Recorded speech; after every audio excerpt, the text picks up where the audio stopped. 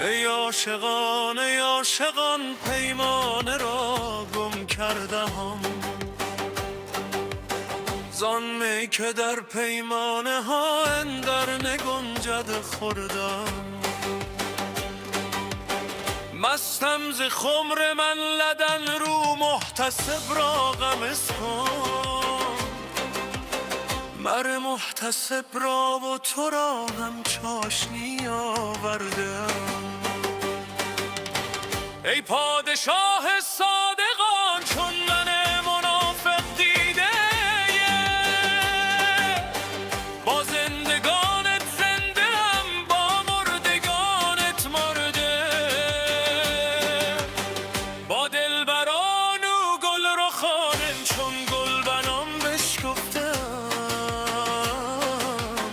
با منکران دی صفت همچون خزان افسردم.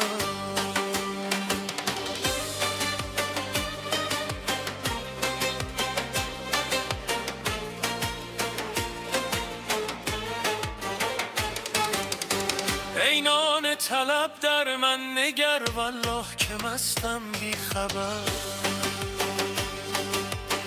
من گرد خون بی گشتم، من شیره افشرده ام. مستم ولی از روی او، غرقم ولی در جوی او. از قند و از گلزار او چون گل شکر پروردم.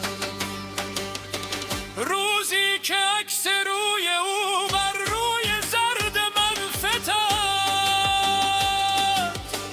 ماهی شوم رو بی رخی گر زنگین و بردم. در جام می آویختم اندیشه را خون ریختم،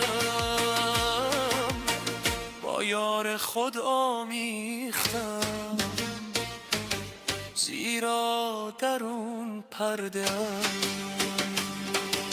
آویختم اندیشه را که اندیشه هوشیاری کنم، ز اندیشه بیزاری کنم، ز اندیشه ها پژمردم. دوران کنون دوران من، گردون کنون حیران من، در لامکان سیران من فرمان ز قان آوردم. در جسم من جانی دگر، در جان من قانی دگر،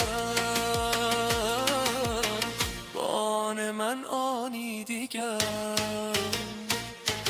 زیرا به آن پی بردم.